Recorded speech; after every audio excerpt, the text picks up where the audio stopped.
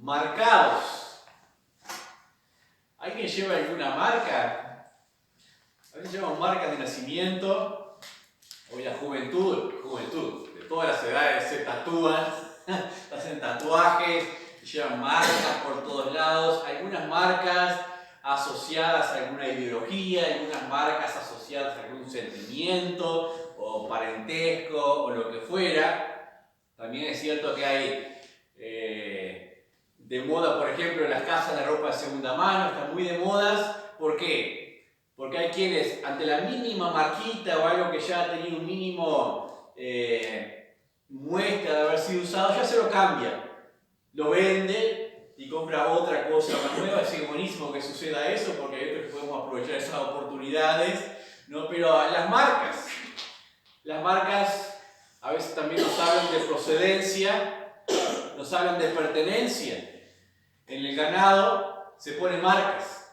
Las marcas son identificativas de un propietario o de un determinado establecimiento o de lugar también. Pero vamos a ver esta mañana cómo las marcas comenzaron a ser parte de la vida de aquel hombre, aquel Saulo de Tarso que se había convertido, siendo ahora Pablo, el gran apóstol Pablo. Pero para poder tener esa identificación como el apóstol Pablo, como solemos decirle, poner un poco más allá arriba, ese gran apóstol Pablo, por la trascendencia que tuvo su ministerio en el mundo de los gentiles, en nuestro mundo, ¿no? Él necesitó tener marcas también. Necesitó ser aprobado y probado en todas las formas y en todas las maneras para que realmente fuese como ese oro que resplandece, y hoy nosotros podemos apreciar una vida de ese calibre. Vamos a ver el libro de Hechos, el estudio que estamos teniendo en el capítulo 14.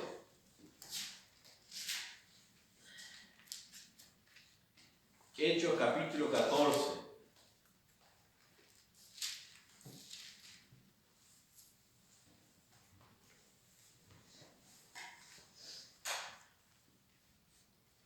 Vamos a leer los primeros versículos. Dice así: Aconteció en Iconio que entraron juntos en la sinagoga de los judíos y hablaron de tal manera que creyó una gran multitud de judíos y asimismo griegos. Mas los judíos que no creían excitaron y corrompieron los ánimos de los gentiles contra los hermanos. Por tanto, se detuvieron allí mucho tiempo, hablando con denuedo, confiados en el Señor, el cual daba testimonio a la palabra de su gracia, concediendo que se hiciesen por la mano de ellos señales y prodigios. Y la gente de la ciudad estaba dividida.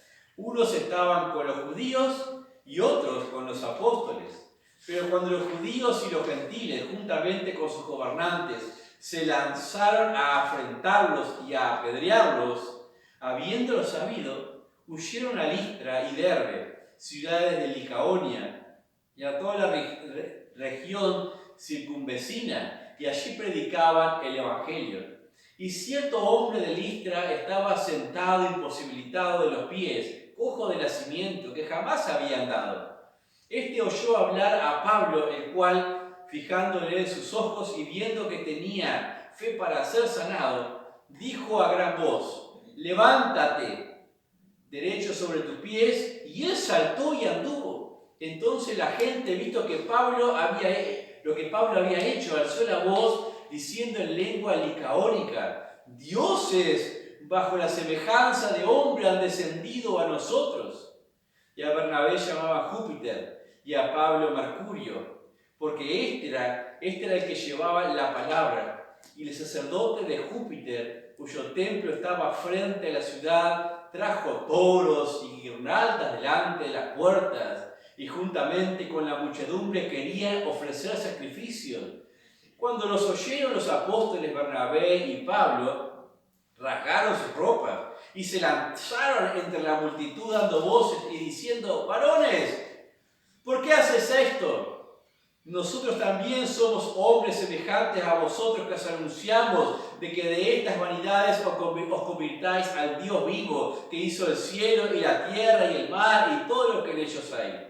En las edades pasadas Él ha dejado a todas las gentes andar en sus propios caminos, si bien no se dejó a sí mismo sin testimonio, haciendo bien, dándonos lluvias del cielo y tiempos fructíferos, llenando de sustento y de alegría nuestros corazones, y diciendo estas cosas, difícilmente lograron impedir que la multitud les ofreciese sacrificios.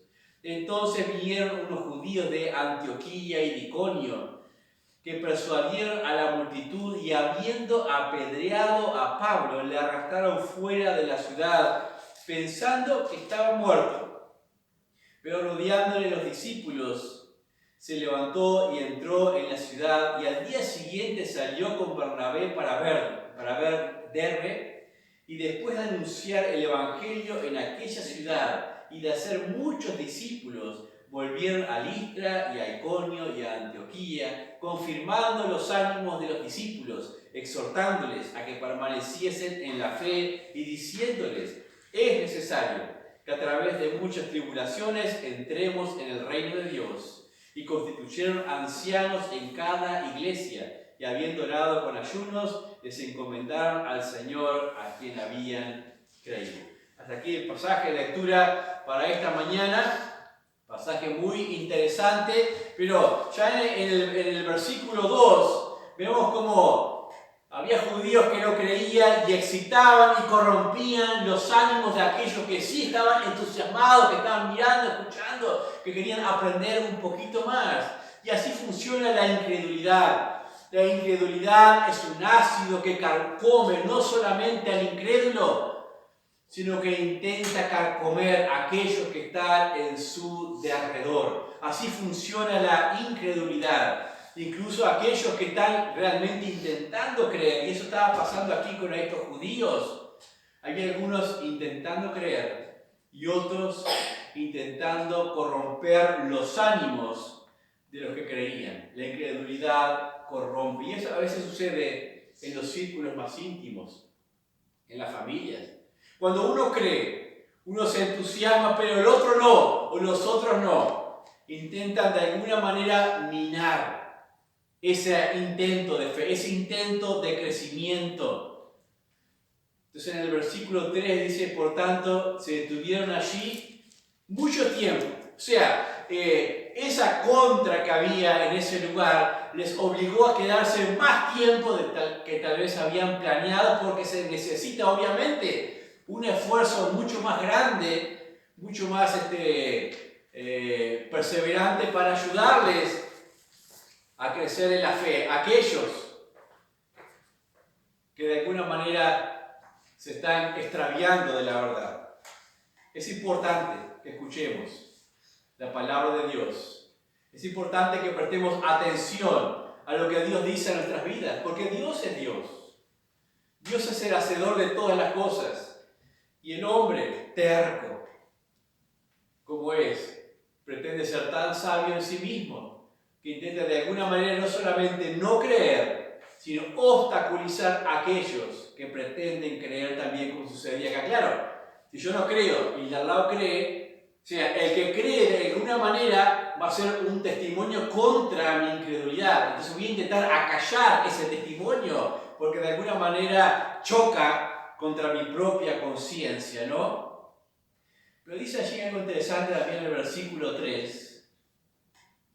Hablando con denuedos confiados en el Señor, o sea, no presentaron sus propios argumentos, era confianza en el Señor lo que presentaban, el cual daba testimonio de la palabra de su gracia, concediendo que se hiciesen por sus manos señales y prodigios. ¿Quién es el que hacía las señales y los prodigios? ¿Quién es el que daba ese testimonio de la palabra a través de esos milagros? Era el mismo Señor Jesucristo, que utilizaba las herramientas, los instrumentos que eran aquellos apóstoles, Bernabé, Pablo, los usaba a ellos, pero el que los hacía en sí mismo, dice acá la palabra de Dios, era el Señor, el cual daba testimonio de la palabra de su gracia.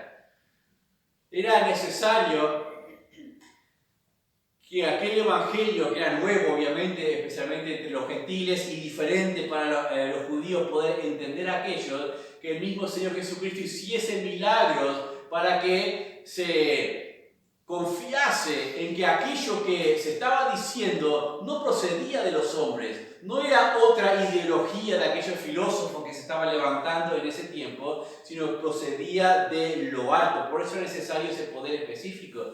No lo vemos en toda la historia, la manifestación de los poderes de Dios, lo vemos en el tiempo de Moisés, al introducir lo que es la ley o sacar al pueblo, lo vemos en el tiempo de Elías, Eliseo nada más, cuando ya se habían olvidado absolutamente la ley, todos atendían solamente a la falsedad y al falso profeta, y lo vemos en el tiempo de Jesús y los apóstoles. Solamente hasta que se establecieron las iglesias. Luego de establecidas las iglesias y los ancianos, ya no encontramos nuevos milagros, ni nuevas manifestaciones, ni prodigios hechos entre los hermanos. Ahora, hoy día, ¿podemos encontrar manifestaciones del Espíritu en la fe de aquellos que creen? Sí, podemos. Pero ¿saben qué manifestación del Espíritu pretendo encontrar en aquellos que realmente atienden a la palabra de Dios? Pretendo encontrar arrepentimiento.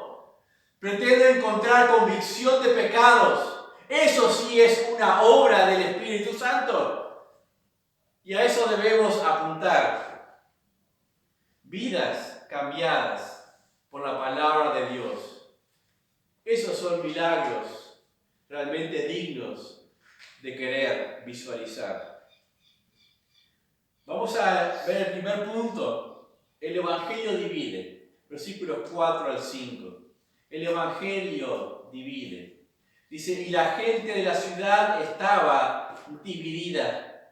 Unos estaban con los judíos y otros con los apóstoles. Pero cuando los judíos y los gentiles, juntamente con sus gobernantes, se lanzaron a afrentarlos y a apedrearlos, después tuvieron que salir de aquel lugar. ¿Sabían ustedes que el Evangelio divide?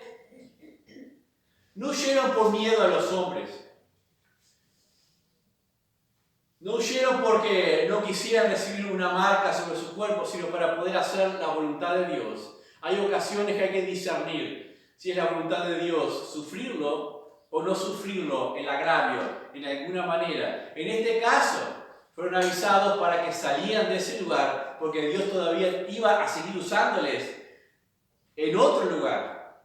Aunque por unos días se libraron del apedramiento, después a los pocos días fue apedreado igualmente el apóstol Pablo. Pero lo que quiero decir es que siempre el Evangelio va a dividir, porque la luz va a separar el pecado de la verdad. La verdad va a separar la luz de las tinieblas. Entonces, es inevitable que cuando uno pretende permanecer firme en la verdad, los que no consientan con esa verdad se sientan agraviados o se sientan alejados de alguna manera, porque el error no puede convivir con la verdad. Y eso sucede con la doctrina bíblica. No puede convivir lo que no es bíblico con lo que es bíblico. De esa manera, el vago intento que existe en el movimiento ecuménico de decir que todas las denominaciones deberían estar juntas, eso es una gran falsedad porque es imposible. Porque en cuanto una de esas denominaciones proclame la verdad, va a provocar resentimientos y va a provocar las mismas separaciones. Es más, la misma palabra iglesia significa, eclesia es llamados fuera, convocados fuera, segregados o congregados aparte. Les voy a leer una cita en Lucas capítulo 12, versículo 49 al 53. Lucas 12, 49 al 53. Dice así. Fuego viene a echar en la tierra. ¿Y qué quiero? Si ya se ha encendido. De un bautismo tengo que ser bautizado. ¿Y cómo me angustio? Hasta que se cumpla. ¿Pensáis que he venido para dar paz en la tierra? Os digo, no, sino disensión. Porque de aquí en adelante, 5 en una familia estarán divididos, 3 contra 2 y 2 contra 3. Estará dividido el padre contra el hijo y el hijo contra el padre, la madre contra la hija y la hija contra la madre, la suegra contra su nuera y la nuera contra su suegra. ¡Oh, qué interesante pasaje! Están aquellos que dicen que Jesús vino para que todos seamos hermanos, para que todos habitemos en paz. Y Jesús dice, ¿pensasteis eso? Pues te equivocasteis, porque yo he venido a provocar disensión. ¿Saben qué significa la palabra disensión? No es conflicto, disensión no es pelea, disensión no es guerra. Disensión es desunión de opinión y de carácter. Desunión de opinión o de carácter o de conducta. Eso es lo que significa disensión. ¿Qué significa básicamente? Que la palabra de Dios, la verdad de la palabra de Dios y el Evangelio del Señor Jesucristo nos va a llevar a tener diferentes opiniones con otros en el mismo asunto y en los asuntos de la vida. Porque la palabra de Dios y el Evangelio de Jesucristo tiene que ver con la conducta. Entonces, tiene que ver con la moral.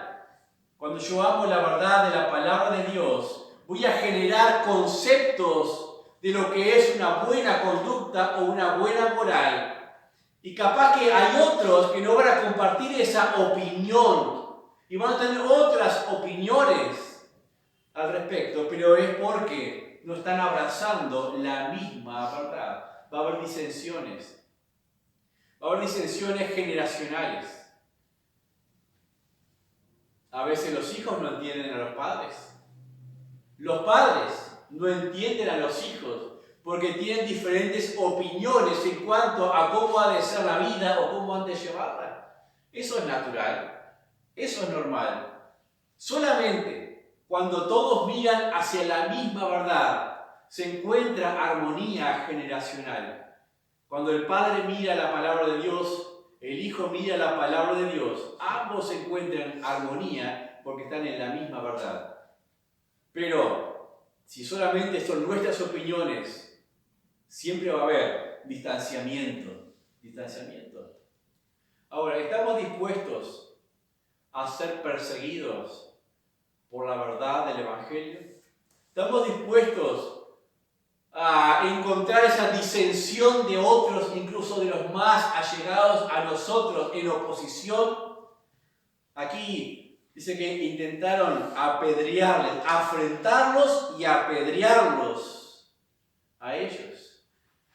Cuando miraba esto pensaba en el libro de Hebreos, en el capítulo 11, en los últimos versículos, cuando habla de los grandes héroes de la fe, que dicen, algunos murieron a espadas, otros fueron librados de bocas de leones, otros murieron así o asá, otros fueron librados de una forma milagrosa. O sea, una u otra cosa, algunos morían y otros escapaban. Acá les tocó escapar en esta oportunidad del apedreamiento, aunque después iba a ser apedreado igual. Pedro escapó, leíamos en el capítulo 12 del libro de Hechos, de aquella muerte que ya estaba organizada por Herodes. Al otro día ya iba a morir públicamente.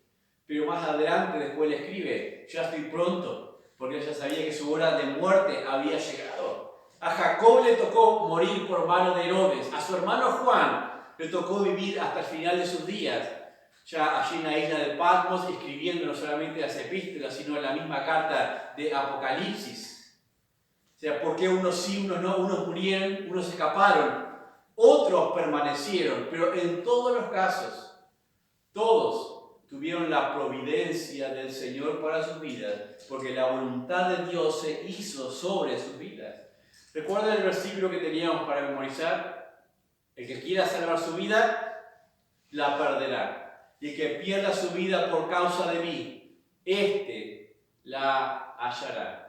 Como dice también en Proverbios, no te apoyes en tu propia prudencia, en tu propia opinión, en tu propia razón. No lleves tu vida de esa manera, porque a veces queremos salvar, entre comillas, nuestras vidas, haciendo aquello que nos place, nos agrada, nos hace sentir bien, porque pensamos, según nuestra gran capacidad de razón, que tenemos la verdad, cuando la verdad solamente es de Dios. Pero cuando alguien se cierra en su propia verdad, en su propia razón, en su propia forma de pensar, y quiere llevar su vida de esa manera, solo puede encontrar destrucción, solo puede encontrar muerte. No te apoyes en tu propia prudencia. Si quieres salvar tu vida de esta manera, te puedo asegurar una cosa por la palabra de Dios: la vas a perder. Vas a perder tu vida. Dice allí en Hechos, versículos 8 al 10. Y cierto hombre de Listra estaba sentado, imposibilitado, a los pies, cojo de nacimiento, que jamás había andado. Esto oyó hablar a Pablo, el cual, fijando sus ojos y viendo que tenía fe para ser sanado, dijo a gran voz: levántate derecho sobre tus pies. Y saltó, y él saltó y anduvo. Y él saltó y anduvo. La sanación de este cojo de nacimiento. ¿Cuál es la clave de la sanidad de este cojo de nacimiento? Dice que Pablo, fijando los ojos en él, vio que tenía fe para ser sanado. Vio que tenía fe para ser sanado. Y les voy a decir algo: cuando una vida escucha la palabra de Dios, la recibe y la cree verdaderamente, se ilumina esa vida. Se ilumina de una forma tan especial que es visible. Es visible la fe en aquellos que verdaderamente creen a la palabra de Dios. Dice Romanos 10:17. La fe viene ¿por qué? Por el oír de la palabra de Dios. El hombre aquel, cojo de nacimiento, oyó, creyó y actuó. Oyó, creyó y actuó. Eso es el gran resumen de la vida del hombre frente a la verdad de Dios. O sea, cuando digo actuó, es que se movió por fe. Pablo no le sanó. Pablo discernió por el Espíritu que aquel hombre tenía una gran fe y tal confianza que lo único que necesitó Pablo es darle una orden. Y le dijo: levántate derecho. Y aquel, por la gran fe que tenía, dice, simplemente obedeció. Obedeció. Pablo no le puso la mano, no le arregló la pierna, no lo sanó en ninguna manera. Y eso es la fe. Oír, creer, actuar. Oír, creer y actuar. ¿Saben que la fe en su forma más práctica se traduce en los actos de obediencia? La fe en su forma más práctica que podamos tener nosotros siempre se va a traducir en alguna forma de obediencia. Si alguno dice, o si alguno te dice, yo tengo fe, no es Palito Ortega cantando, yo tengo fe, le puedes preguntar, y sabes que realmente su vida no tiene nada que ver con la palabra de Dios, le puedes preguntar directamente: bueno, te felicito, dime, ¿cómo la estás practicando? ¿Cómo la estás viviendo? ¿Qué ejercicio de obediencia estás teniendo? Porque eso es la fe. Como dice en Santiago, tú dices que tienes fe, bueno, los demonios creen y tiemblan. Muéstrame tu fe sin tus obras y yo te mostraré mi fe por mis obras. Cuando habla de obras, habla de actos de obediencia a la palabra de Dios. Y es triste pensar que todos nosotros, teniendo las mismas posibilidades que tenía aquel cojo de oír, creer y hacer y actuar, nosotros nos limitamos y a veces nuestra fe es vagamente suficiente para orar y apenas confiar, y no siempre para actuar y movernos en la obediencia de la palabra de Dios. Estamos a veces más imposibilitados que aquel cojo de nacimiento, por cuanto nuestra fe no es tan capaz de llevarnos a una acción, a una demostración de la misma. ¿Saben de cuántos baches nos podríamos levantar si tuviéramos ese tipo de fe que realmente abraza la palabra de Dios y se regocija en ella? El Evangelio divide. En segundo lugar, el pecado. El pecado ciega. El pecado obstaculiza cualquier posibilidad de una razón sensata. Dice allí en versículos 11 al 13. Entonces la gente, visto lo que Pablo había hecho, alzó la voz diciendo en lengua licaónica: dioses bajo la semejanza de hombre han descendido a nosotros. Y a Bernabé llamaba Júpiter y a Pablo llamaban Mercurio. Dice en 2 Corintios 4:4, lo podemos memorizar. Se lo voy a leer. 2 Corintios 4:4. En los cuales el Dios de este siglo cegó el entendimiento de los incrédulos para que no les resplandezca la luz del Evangelio de la gloria de Cristo, el cual es la imagen de Dios. El diablo tiene una ocupación en todos sus tiempos y en todos los tiempos y en todas las gentes, que es cegar su entendimiento.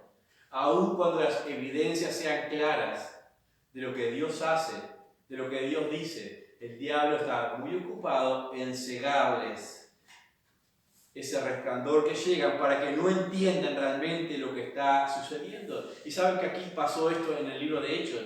Ellos estaban viendo algo maravilloso. Sabían que eso que había pasado era obra divina, era obra de Dios. Y estaban a esto de escuchar el mensaje del Evangelio y entregar sus vidas. Pero el diablo les cega el entendimiento con las imágenes, con las ideas que ya tenían de sus religiones, de las estatuas que había en la ciudad. Y miraron a los hombres y amaron la idolatría. Amaron la idolatría, siendo tan claro que el milagro venía de Dios. Eso hace el pecado. El pecado cega a los hombres y no les permite ver la gloria de Dios, ni les permite escuchar claramente, identificar que es Dios el que está hablando. ¿Saben que de por sí jamás el hombre natural le va a dar de primeras gloria a Dios, aún cuando sea clarísimo que Dios está obrando en su vida? Antes, en su torpeza, va a considerar los elementos naturales, va a considerar las imágenes. No va a poder asociar la predicación, la fe, por ejemplo, como este caso del cojo, la sanidad. No asocia las tres cosas.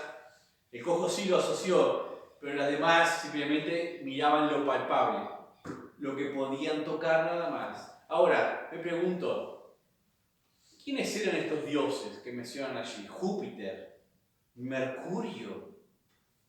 Hablaban en lengua licaónica al inicio entiendo que Pablo y Bernabé no comprendían mucho lo que estaban diciendo hasta que ven que traen aquel toro, aquellas guirnaldas, aquellas cosas y la pretensión de adorar. Hasta ese momento no estaban entendiendo demasiado porque hablaban en lengua licaónica. Pero estos dioses mencionados, Júpiter y Mercurio, son los dioses romanos asociados a los dioses griegos Zeus y Hermes.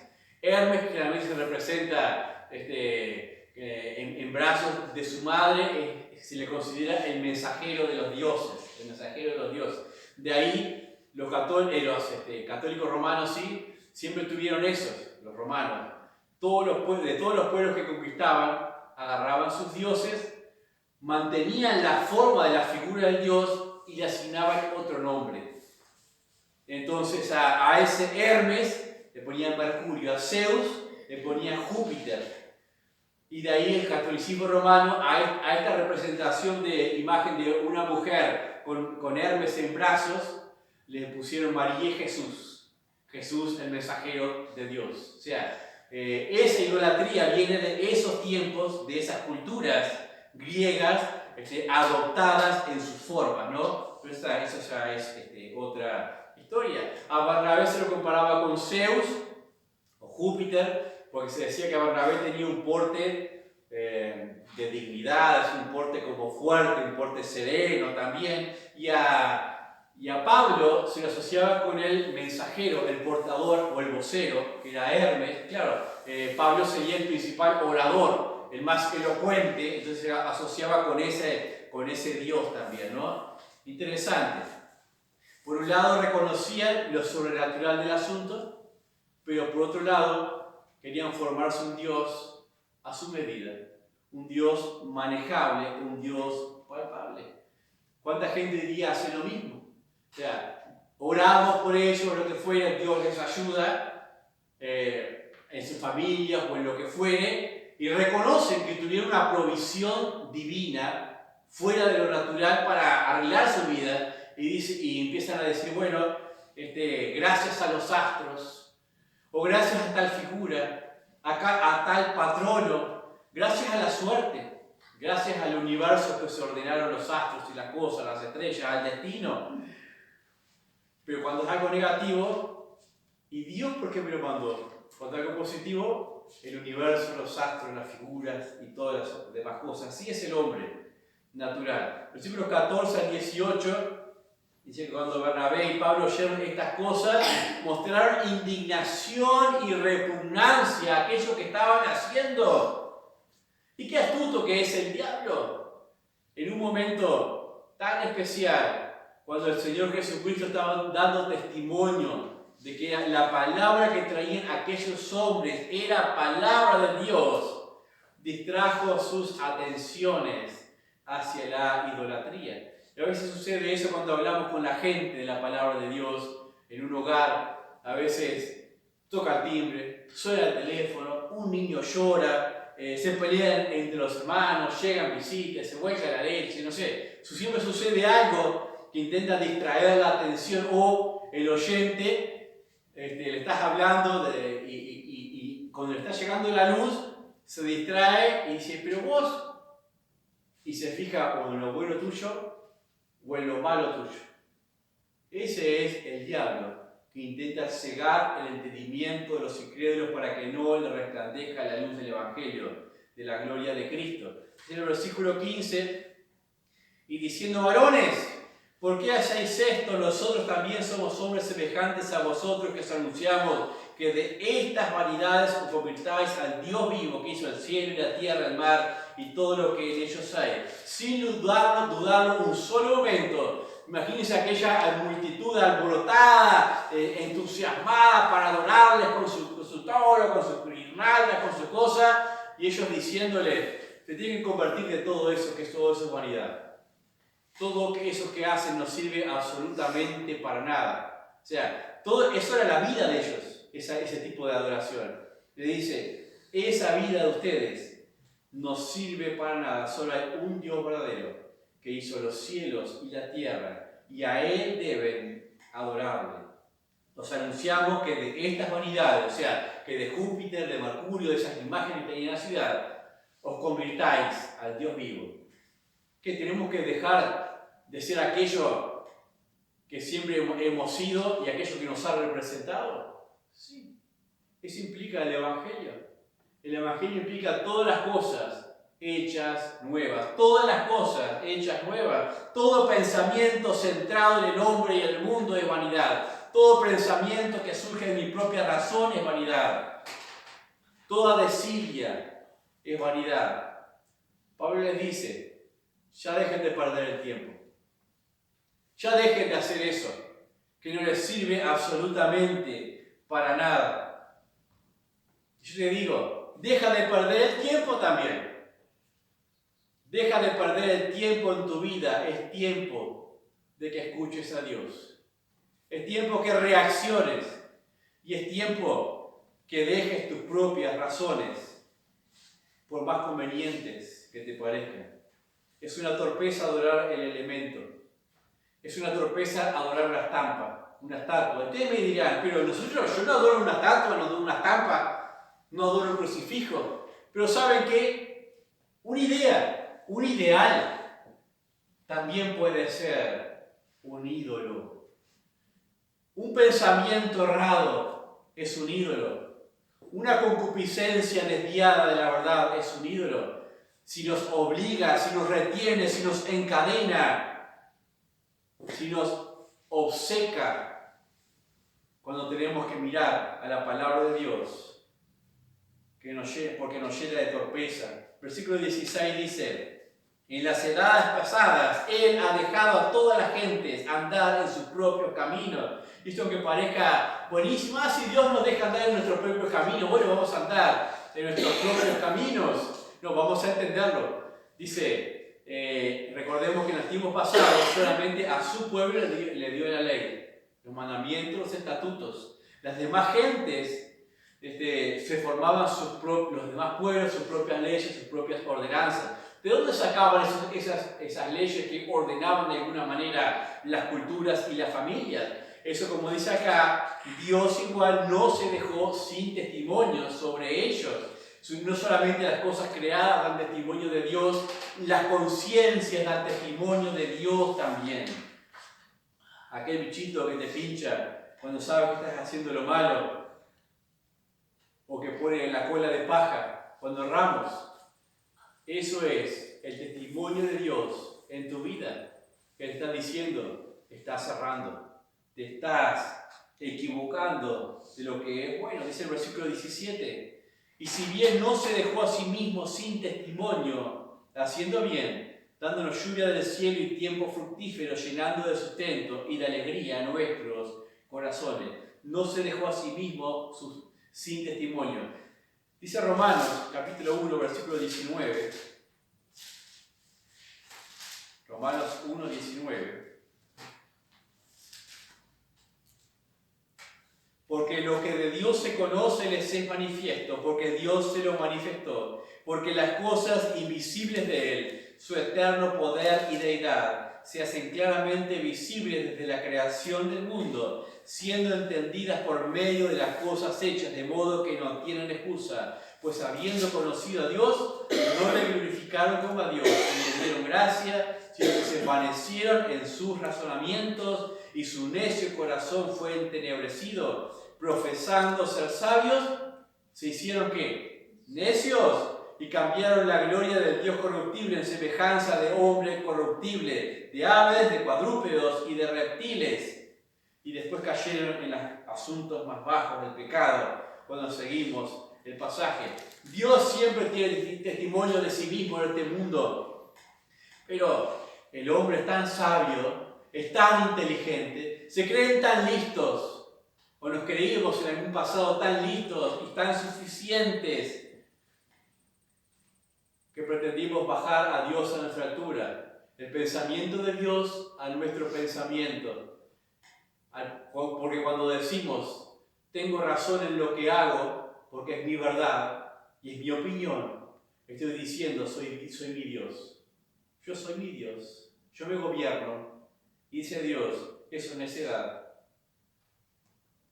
Y ahí caemos en las más bajas inmundicias del pecado. No les convenía tener un Dios tan alto como el que mencionaba Pablo. Les convenía tener un Dios en una imagen en el cual, cuando quiero, le presento ofrendas de sacrificios, y las que yo quiero, ni siquiera las que Él me puede demandar.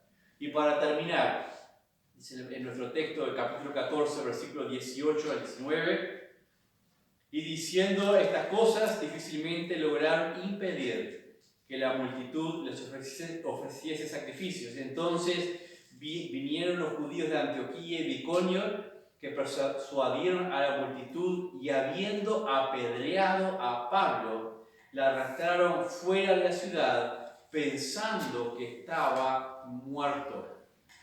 Esto que se lee tan fácil, pueden imaginarse esa lluvia de piedras cayendo sobre él, y si pensaron que estaba muerto, es porque realmente quedó en coma, inconsciente, huesos rotos, sangre por todos lados. Así había quedado. Les puedo asegurar que alguna que otra marca le habrá quedado en su cráneo, en su rostro, en su cuerpo. Marcas visibles. Ahí Pablo comenzó realmente a llevar marcas de pertenencia. Marcas de que su vida pertenecía al Señor Jesucristo. Marcas visibles, pero hay marcas que no son perceptibles a los ojos, pero son perceptibles a los sentidos. Porque eso hace la palabra de Dios, marca las vidas, marca los corazones, porque ya nos sentimos de la misma manera que antes.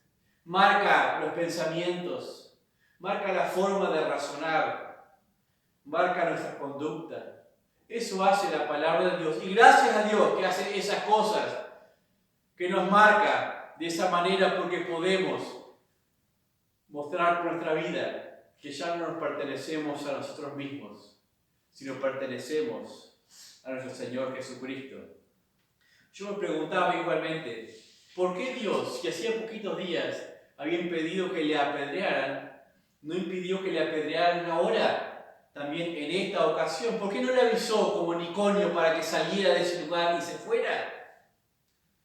¿Sabe que fue muy importante que Dios permitiera ese apedreamiento para la vida del apóstol Pablo? No solamente para sus marcas, sino que en esa ocasión él adquirió un entendimiento de cosas que difícilmente podría entender en la práctica o en los estudios. ¿A qué me refiero con eso? Porque aparte de cuando sale de esa situación, lo vemos afirmado, con confianza y volviendo al mismo lugar donde había sido apedreado para confirmar los ánimos de los mismos creyentes. ¡Qué impresionante! Fue dado por muerto. Pero les voy a citar en 2 Corintios capítulo 12, 2 Corintios capítulo 12, versículos 2 al 4, y escuchen bien, que hace referencia a este momento. Por lo menos así lo entendemos. 2 Corintios capítulo 12, versículos 2 al 4. Conozco a un hombre en Cristo que hace 14 años, si en el cuerpo no lo sé, si fuera del cuerpo no lo sé, Dios lo sabe, fue arrebatado hasta el tercer cielo. Y conozco al tal hombre, si en el cuerpo o fuera del cuerpo no lo sé, Dios lo sabe, que fue arrebatado al paraíso, donde oyó palabras inefables que no le he dado al hombre expresar. De tal hombre me gloriaré, pero de mí mismo en nada me gloriaré, sino en mis debilidades. Se entiende que en esta ocasión, en ese estado como de coma, no se sabe si estuvo muerto, si no estuvo muerto, lo dieron por muerto, dice Pablo, conozco a ese hombre, se refería a él mismo, pero no se podía jactar. Dice que ascendió al tercer cielo. Dice que allí escuchó palabras inefables. O sea que no le he dado al hombre hablar. No le fue permitido a Pablo expresar las grandezas y las glorias que vio o que se le permitió ver en ese estado ascendido en alguna manera. Que dice que no sé si fue en el cuerpo o fuera del cuerpo. El cuerpo estaba allí. No fue en el cuerpo, pero era como si estuviese en el cuerpo, en la misma gloria o en el mismo paraíso. O sea, entender eso le permitió el resto de su vida a Pablo seguir con tanta confianza y plenitud que todo lo que sufre después no era absolutamente nada, porque lo comparaba siempre con aquello. Dice, para terminar, el versículo 22, el 21 dice que, y después de anunciar el Evangelio en aquella ciudad y de hacer muchos discípulos, volvieron a Listra, Iconio, Antioquía, confirmando los ánimos de los discípulos, exhortándoles a que permaneciesen en la fe y diciéndoles, es necesario que a través de muchas tribulaciones entremos en el reino de Dios, y constituyeron ancianos en cada iglesia, etcétera, etcétera. Aquí entonces vemos, con dolores, estaría rengo, estaría entablillado, estaría vendado, tendría sangre en sus ropas. Él andaba caminando y dando testimonio de la verdad del Señor Jesucristo. Cuánto amor, cuánto fervor y cuánto gozo en mostrar marcas. Fue marcado por el mismo Señor Jesucristo. Pero ¿saben qué? Esas marcas no lo devaluaron. No lo hicieron de menor precio, menor valor, como pueden ser las cosas de segunda mano. Esas marcas potenciaron su valor, porque eran marcas de pertenencia. Esas marcas acrecentaron el testimonio de la palabra que estaba predicando. Yo me pregunto, ¿qué marcas tenemos para exponer de nuestra fe? ¿Qué marcas tenemos? ¿Qué sacrificios visibles hacemos o qué esfuerzo por la obra de Dios?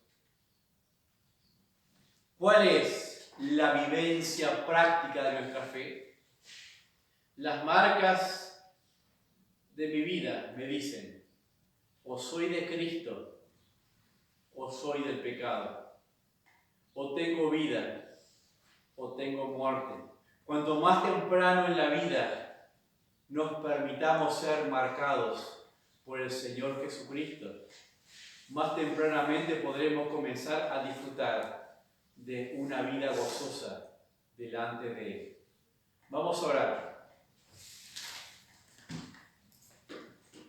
Padre, damos gracias en esta hora por tu palabra preciosa, por este testimonio que, Padre, trasciende todos los tiempos, la historia, y todavía sigue llegando a nuestras vidas, impulsándonos, animándonos, estimulándonos a creer, a entregarnos, Señor, más allá de cualquier dificultad, de cualquier oponencia, oh Dios, pero ruega en especial si alguno de los presentes aquí, de los ausentes, los que escuchan el audio, están teniendo dificultades para dejar sus propias opiniones, sus propias razones, sus propias formas de vida, Padre, haciéndose dioses a sí mismos, que tengan esa sensibilidad y quebrantamiento de corazón para entender que solamente tú eres Dios. Nuestras vidas solamente pueden rendirse delante de ti, oh Dios, y que no somos más que polvo, polvo que tú, oh Dios, puedes disponer para hacer vasos nuevos.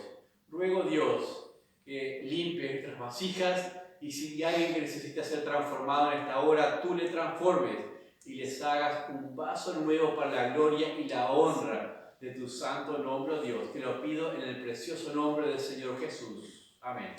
Amén.